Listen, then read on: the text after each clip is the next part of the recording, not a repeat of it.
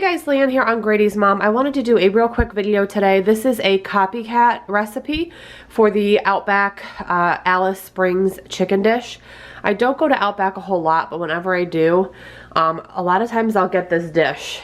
So I am actually, again, it's a copycat, but I am kind of switching a few things to my liking. So I don't really like chicken breast that much, and that's how it's made at the Outback. So I am using boneless, skinless chicken thighs. But if you're going to recreate this at home, feel free to use chicken breast if that's your preference.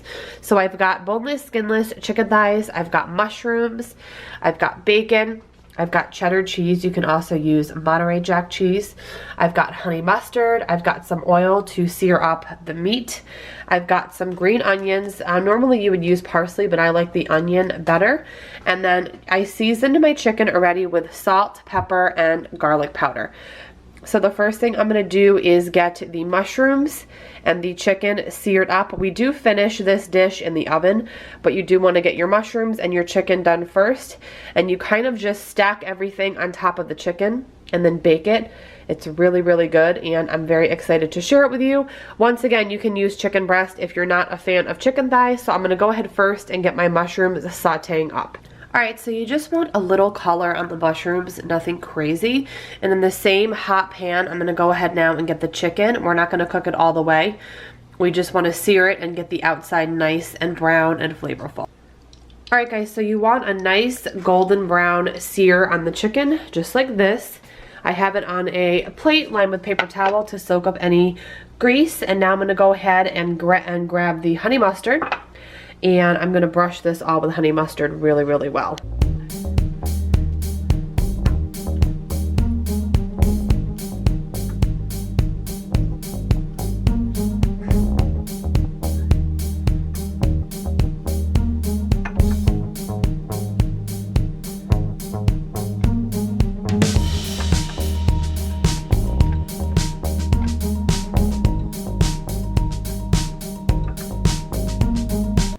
Alright guys, so this is so easy. Next we just assemble it and then we bake it and it's done. That's how easy. So I have a baking dish here.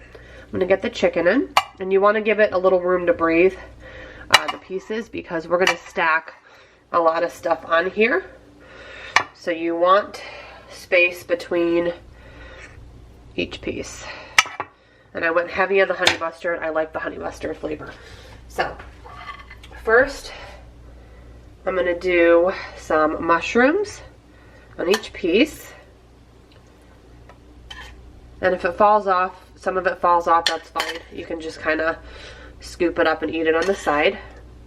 I love mushrooms so much. I'm just going to do the best I can at making sure it's all in there. It doesn't have to be perfect by any means. Just going to use my tongs and scoop what I can back on. Again, it doesn't have to be perfect.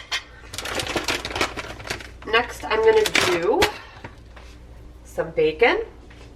And since this cooks in the oven, I'm going to let the bacon get nice and crispy right on top of the meat. And then the bacon juices will drip all down onto the chicken. So I'm going to kind of do like a crisscross pattern. Because remember, the chicken's not cooked. We just seared the outside to make it juicy and lock in all that flavor. So again, I'm kind of just doing like a crisscross type thing on each piece. Look at that.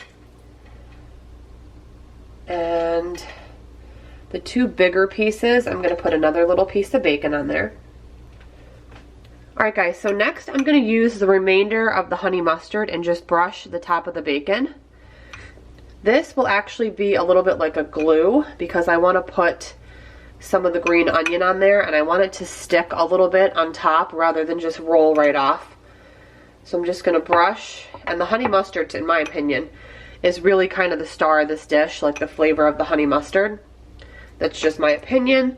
So I'm going to brush what I had left in my little dish. Then I'm going to go ahead and get my little green onions. And they kind of will sit on top of here a little bit better because of the honey mustard. Normally, otherwise, they might just fall right off. I'm just going to put a few on each. And then lastly, of course, the cheese. So we're going to go Pretty generous with the cheese. Again, you can also use Monterey Jack. I've also seen people do this with pepper jack. And just gonna do a nice good amount, and again, if it falls off, it's fine. It'll just kind of melt all around, and when you scoop it out, you can scoop all that delicious cheese out. How easy was that, guys? So you can serve this with anything you want. You could do mashed potatoes, you could do rolls, you could do a vegetable, you could do rice.